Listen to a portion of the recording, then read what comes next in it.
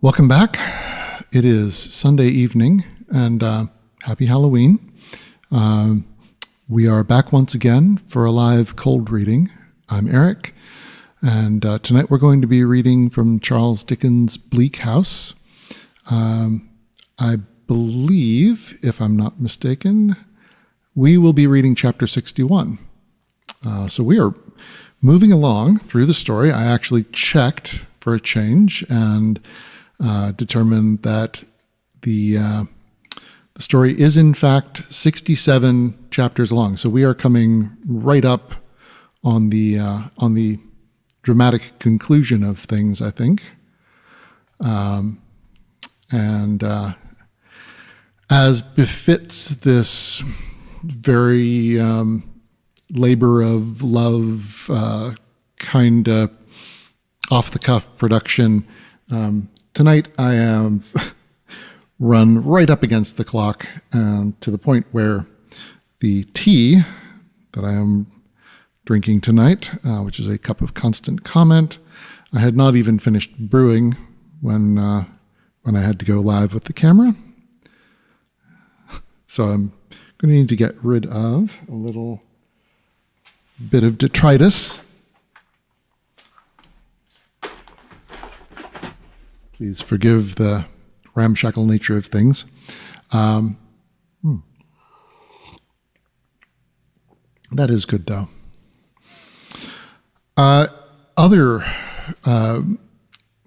Other news of interest, possibly. I'm a little concerned about the sound tonight, and I just want to get out there in advance that if anyone has an issue in which you are only hearing audio from the left speaker but not the right, I'd be very interested to know about that, and also I apologize. I discovered this only as I was getting ready to go live, and how about that? So all of that being said, let's talk about our story.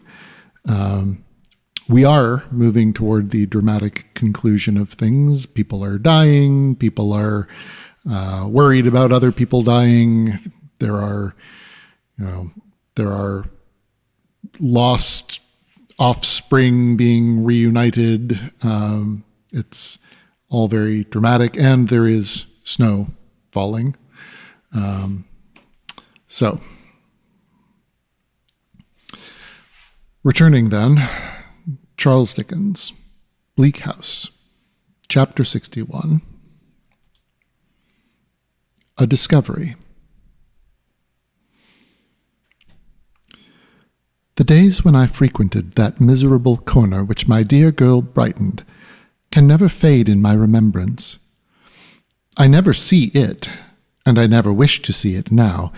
I have been there only once since, but in my memory there is a mournful glory shining on the place which will shine forever. Not a day passed without my going there, of course. At first I found Mr. Skimpole there on 2 or 3 occasions, idly playing the piano and talking in his usual vivacious strain. Now, besides my very much mistrusting the probability of his being there without making Richard poorer, I felt as if there were something in his careless gaiety, too inconsistent with what I knew of the depths of Ada's life. I clearly perceived, too, that Ada shared my feelings. I therefore resolved, after much thinking of it, to make a private visit to Mr. Skimpole and try, delicately, to explain myself. My dear girl was the great consideration that made me bold. I set off one morning, accompanied by Charlie, for Somerstown. As I approached the house, I was strongly inclined to turn back, for I felt what a desperate attempt it was to make an impression on Mr. Skimpole, and how extremely likely it was that he would signally defeat me. However, I thought that, being there, I would go through with it. I knocked with a trembling hand at Mr. Skimpole's door. literally with a hand, for the knocker was gone, and after a long parley gained admission from an Irishwoman who was in the area when I knocked, breaking up the lid of a water butt with a poker to light the fire with. Mr. Skimpole, lying on the sofa in his room, playing the flute a little, was enchanted to see me. Now, who should receive me, he asked. Who would I prefer for mistress of the ceremonies? Would I have his comedy daughter, his beauty daughter, or his sentiment daughter? Or would I have all the daughters at once in a perfect nosegay? I replied, half defeated already, that I wished to speak to himself, only if he would give me leave. Got that line wrong. I wished to speak to himself only, if he would give me leave. "My dear Miss Summerson, most joyfully, of course," he said, bringing his chair nearer to mine and breaking into his fascinating smile. "Of course it's not business, then it's pleasure."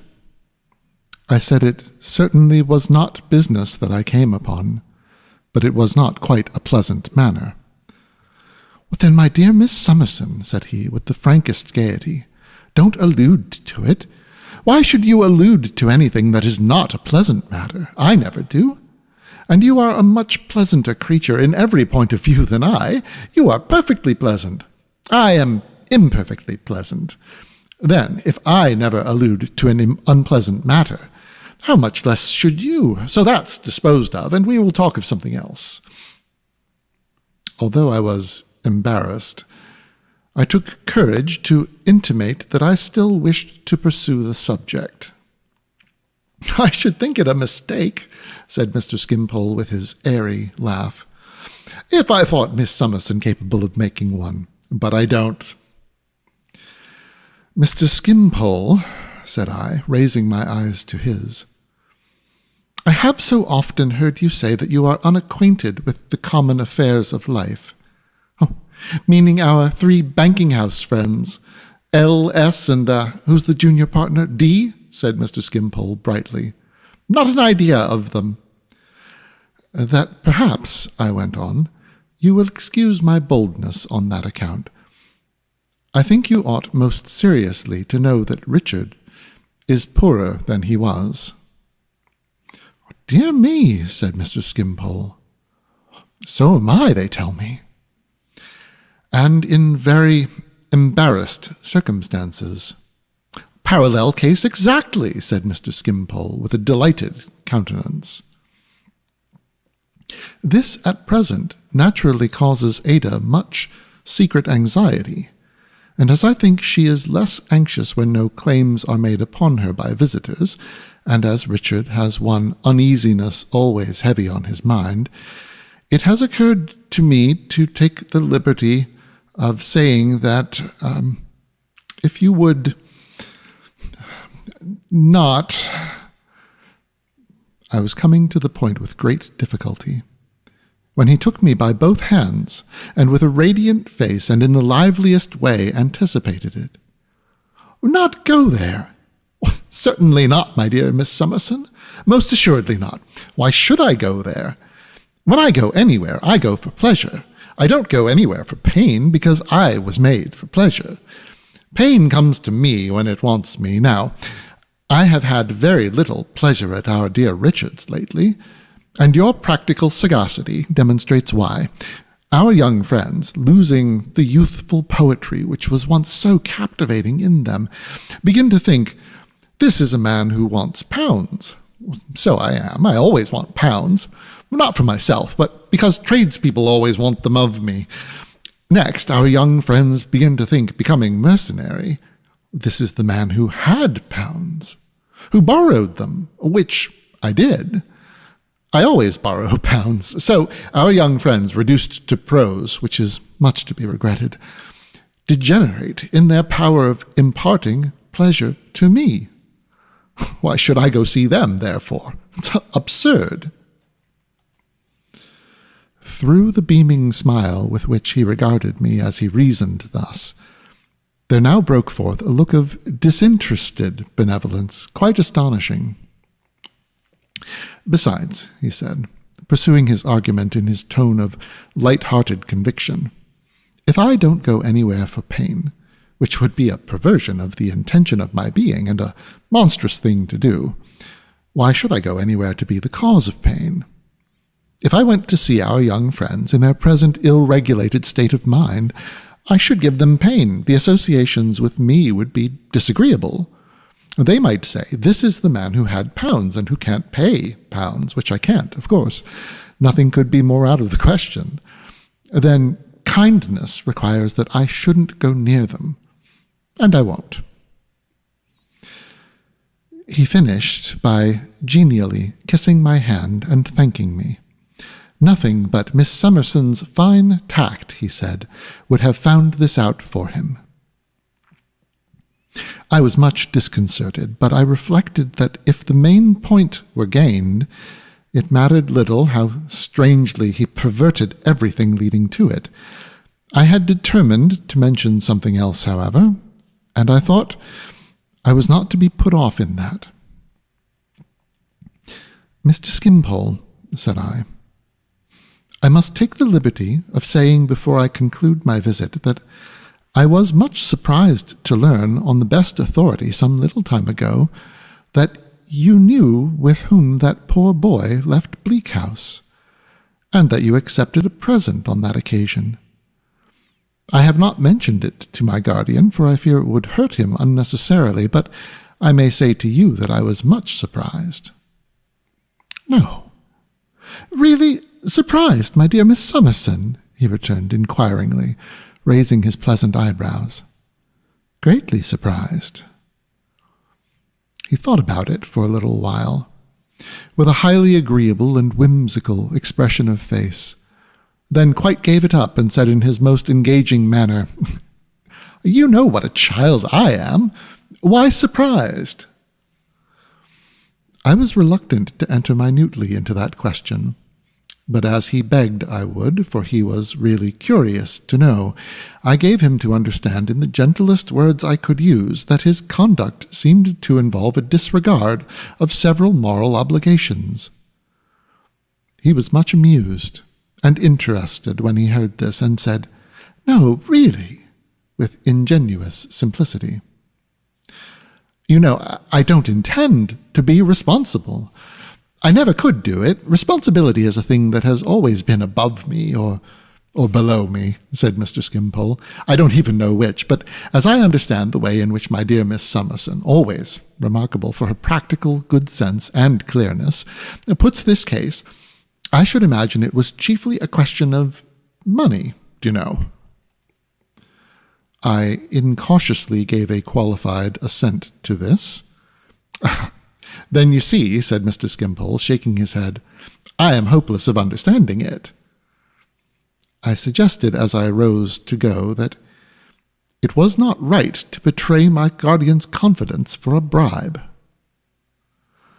"My dear Miss Summerson," he returned, with a candid hilarity that was all his own, "I can't be bribed." "Not by Mr. Bucket," said I. "No," said he, "not by anybody. I don't attach any value to money. I don't care about it, I don't know about it, I don't want it, I don't keep it. It goes away from me directly. How can I be bribed?" I showed that I was of a different opinion, though I had not the capacity for arguing the question. "On the contrary," said Mr. Skimpole, "I am exactly the man to be placed in a superior position in such a case as that. I am above the rest of mankind in such a case as that. I can act with philosophy in such a case as that. I am not warped by prejudices as an Italian baby is by bandages. What? I am as free as the air. I feel myself as far above suspicion as Caesar's wife." Anything to equal the lightness of his manner and the playful impartiality with which he seemed to convince himself, as he tossed the matter about like a ball of feathers, was surely never seen in anybody else. Observe the case, my dear Miss Summerson. Here is a boy, received into the house and put to bed in a state that I strongly object to. The boy, being in bed, a man arrives. Like the house that Jack built, here is the man who demands the boy who is received into the house and put to bed in a state that I strongly object to. Here is a banknote, produced by the man who demands the boy who is received into the house and put to bed in a state that I strongly object to. Here is the skimpole, who accepts the banknote produced by the man who demands the boy who's received into the house and put to bed in a state that I strongly object to. Those are the facts. Well, very well. Should the skimpole have refused the note? Why should the skimpole have refused the note? Skimpole protests to Bucket, "What's this for? I don't understand it. It is of no use to me. Take it away." Bucket still entreats Skimpole to accept it. Are there reasons why Skimpole, not being warped by prejudices, should accept it? Well, yes, Skimpole perceives them. What are they? Skimpole reasons with himself. This is a tamed lynx, an active police officer, an intelligent man, a person of the peculiarly directed energy and great subtlety both of conception and execution, who discovers our friends and enemies for us when they run away, recovers our property for us when we are robbed, avenges us comfortably when we are murdered. This active police officer and intelligent man has acquired, in the exercise of his art, a strong faith in money. He finds it very useful to him, and he makes it very useful to society. Shall I shake that faith in Bucket because I want it myself? Shall I deliberately blunt one of Bucket's weapons? Shall I positively paralyze Bucket in his next detective operation? And again, if it is blamable in Skimpole to take the note, it is blamable in Bucket to offer the note. Much more blamable in Bucket because he is the knowing man. Now, Skimpole wishes to think well of Bucket. Skimpole deems it essential in its little place to the general cohesion of things that he should think well of Bucket. The state expressly asks him to trust to Bucket, and he does. And that's all he does. I had nothing to offer in reply to this exposition, and therefore took my leave. Mr. Skimpole, however, who was in excellent spirits, would not hear of my returning home attended only by little Covanses, and accompanied me himself. He entertained me on the way with a variety of delightful conversation, and assured me at parting that he should never forget the fine tact with which I had found that out for him about our young friends. It so happened that I never saw Mr. Skimpole again. I may at once finish what I know of his history. A coolness arose between him and my guardian, based principally on the foregoing grounds and on his having heartlessly disregarded my guardian's entreaties, as we afterwards learned from Ada, in reference to Richard. His being heavily in my guardian's debt had nothing to do with their separation. He died some 5 years afterwards, and left a diary behind him, with letters and other materials towards his life, which was published, and which showed him to have been the victim of a combination on the part of mankind against an amiable child. It was considered very pleasant reading, but I never read more of it myself than the sentence on which I chanced to light on opening the book, and it was this: "Jaundice, in common with most other men I have known, is the incarnation of selfishness."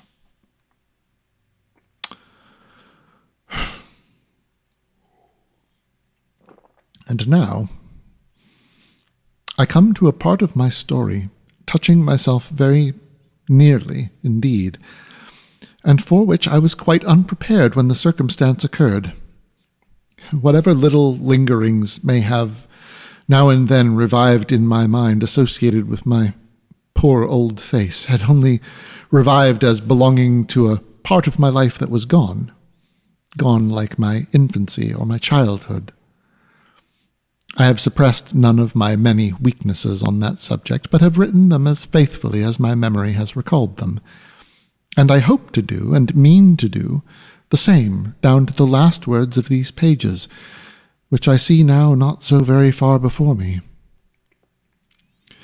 The months were gliding away, and my dear girl, sustained by the hopes she had confided in me, was the same beautiful star in the miserable corner. Richard, more worn and haggard, haunted the court day after day, listlessly sat there the whole day long when he knew there was no remote chance of the suit being mentioned, and became one of the stock sights of the place. I wonder whether any of the gentlemen remembered him as he was when he first went there. So completely was he absorbed in his fixed idea that he used to avow in his cheerful moments that he should have never breathed the fresh air now, quote, but for Woodcourt. It was only Mr. Woodcourt who could occasionally divert his attention for a few hours at a time and rouse him, even when he sunk into a lethargy of mind and body that alarmed us greatly, and the returns of which became more frequent as the months went on. My dear girl was right in saying that he only pursued his errors the more desperately for her sake. I have no doubt that his desire to retrieve what he had lost was rendered the more intense by his grief for his young wife, and became like the madness of a gamester. I was there, as I have mentioned, at all hours. When I was there at night, I generally went home with Charlie in a coach. Sometimes my guardian would meet me in the neighborhood, and we would walk home together. One evening he had arranged to meet me at 8 o'clock. I could not leave, as I usually did, quite punctually at the time, for I was working for my dear girl and had a few stitches more to do to finish what I was about. But it was within a few minutes of the hour when I bundled up my little work-basket, gave my darling my last kiss for the night, and hurried downstairs. Mr. Woodcourt went with me, as it was dusk. When we came to the usual place of meeting, it was close by, and Mr. Woodcourt had often accompanied me before. My guardian was not there. We waited half an hour, walking up and down, but there were no signs of him. We agreed that he was either prevented from coming, or that he had come and gone away, and Mr. Woodcourt proposed to walk home with me. It was the first walk we had ever taken together, except that very short one to the usual place of meeting. We spoke of Richard and Ada the whole way. I did not thank him in words for what he had done. My appreciation of it had risen above all words then, but I hoped he might not be without some understanding of what I felt so strongly. Arriving at home and going upstairs, we found that my guardian was out, and that Mrs. Woodcourt was out too. A note about this. I believe Mrs. Woodcourt would be the gentleman's mother. I think when I was reading the last chapter, I was a bit confused that they were referencing Mrs. Woodcourt and were somehow implying that he had been married in the meanwhile, but I think we're referring to his mother. Sorry about that. Backing up and moving on. Arriving at home and going upstairs, we found that my guardian was out, and that Mrs. Woodcourt was out too. We were in the very same room into which I had brought my blushing girl, when her youthful lover, now her so altered husband, was the choice of her young heart. The very same room from which my guardian and I had watched them going away through the sunlight in the fresh bloom of their hope and promise. We were standing by the opened window, looking down into the street, when Mr. Woodcourt spoke to me. I learned in a moment that he loved me. I learned in a moment that my scarred face was all unchanged to him. I learned in a moment that what I had thought was pity and compassion was devoted, generous, faithful love. Oh, too late to know it now. Too late Too late. That was the first ungrateful thought I had. Too late. When I returned, he told me, when I came back no richer than when I went away, and found you newly risen from a sick bed, yet so inspired by sweet consideration for others, and so free from a selfish thought. Oh, Mr. Woodcourt, forbear, I entreated him. I do not deserve your high praise. I had many selfish thoughts at that time, many.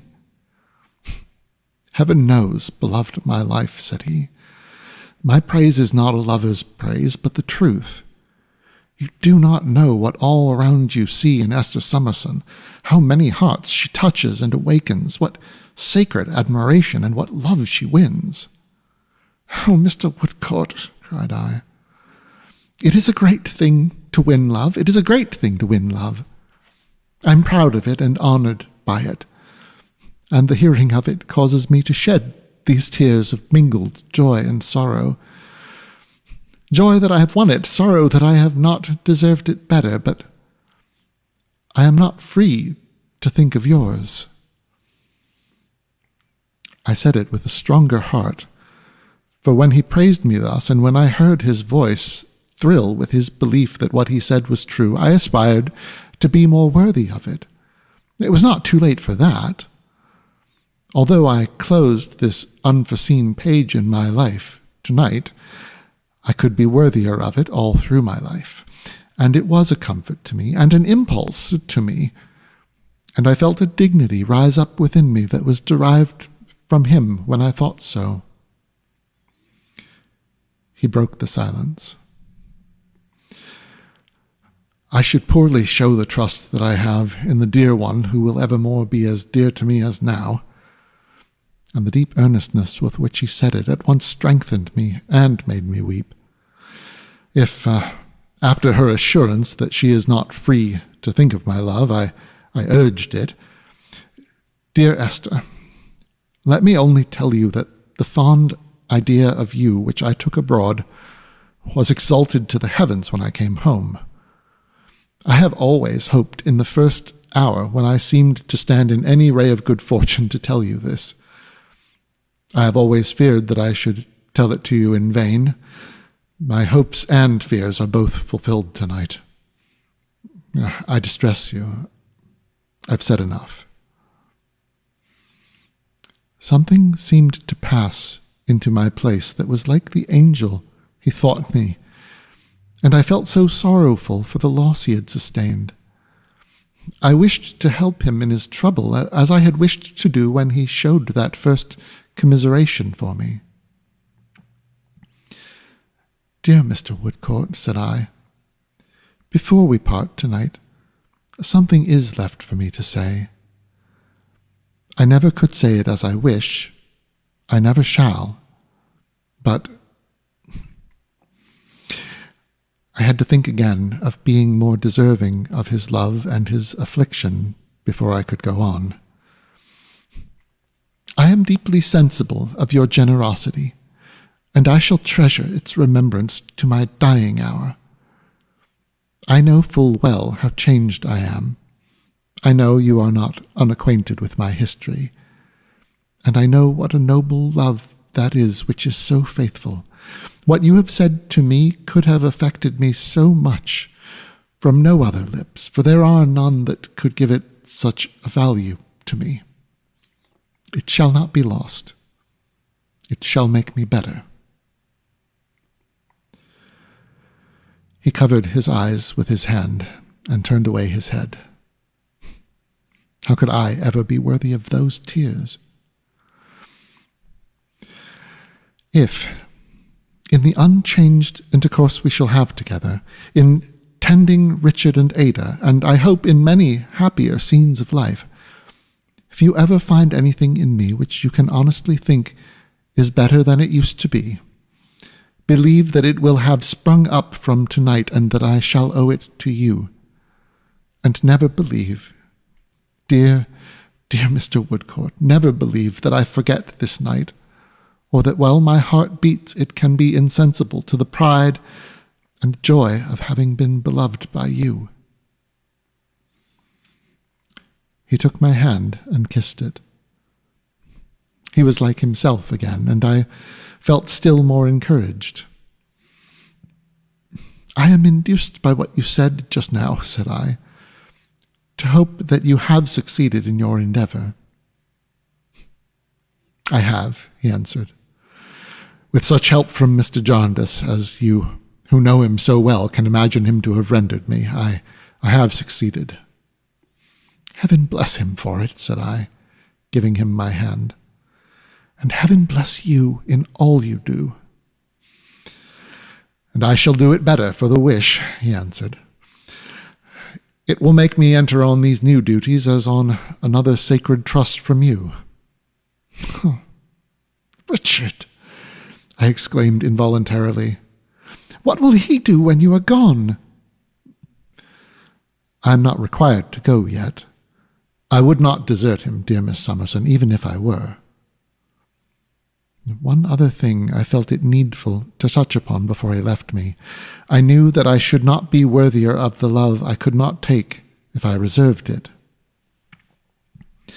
"Mr. Woodcourt," said I, "you will be glad to know from my lips before I say good night that in the future, which is clear and bright before me, I am most happy, most fortunate, and have nothing to regret or desire." It was indeed a glad hearing to him, he replied. "From my childhood I have been," said I, "the object of the untiring goodness of the best of human beings, to whom I am so bound by every tie of attachment, gratitude, and love that nothing I could do in the compass of a life could express the feelings of a single day." "I share those feelings," he returned. "You speak of Mr. Jarndyce."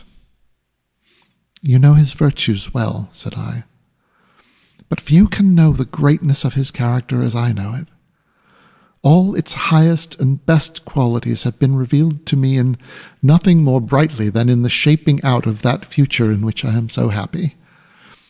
And if your highest homage and respect had not been his already, which I know they are, they would have been his, I think, on this assurance, and in the feeling it would have awakened in you toward him for my sake." He fervently replied that indeed they would have been. I gave him my hand again. "Good night," I said. "Goodbye. The first until we meet tomorrow. The second as a farewell to this theme between us forever." "Yes." "Good night. Goodbye." He left me, and I stood at the dark window watching the street. His love in all its constancy and generosity had come so suddenly upon me that he had not left me a minute when my fortitude gave way again and the street was blotted out by my rushing tears. But they were not tears of regret and sorrow. No. He had called me the beloved of his life, and had said I would be evermore as dear to him as I was then, and I felt as if my heart would not hold the triumph of having heard those words. My first wild thought had died away. It was not too late to hear them, for it was not too late to be animated by them, to be good, true, grateful, and contented. How easy my path, how much easier than his. And that is the end of our chapter. This was chapter 61, out of a total of 67. So we have 6 more remaining to us. And the year itself is winding down. Tonight is October 31st, and we are approaching the season of holidays, which for me and for my family will be at times a little busy. We will have some travel coming up. Not for a little while, but it will be coming up. And so I will ask your I will ask your forgiveness in advance for pre-recording some of the remaining readings.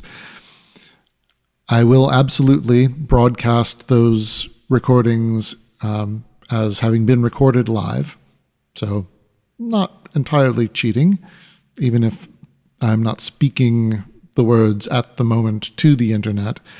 But yeah, I will need to pre-record some things. And when this book has concluded, I may take a little time before starting something else.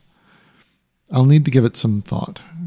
The world is full of opportunities, and I intend to see this project through to its conclusion. But there may be other opportunities that I will seek to pursue, and we'll see. You'll find out when I find out. And I suppose in the meantime, everyone be well and enjoy the holiday season as it comes upon you, and see you next time.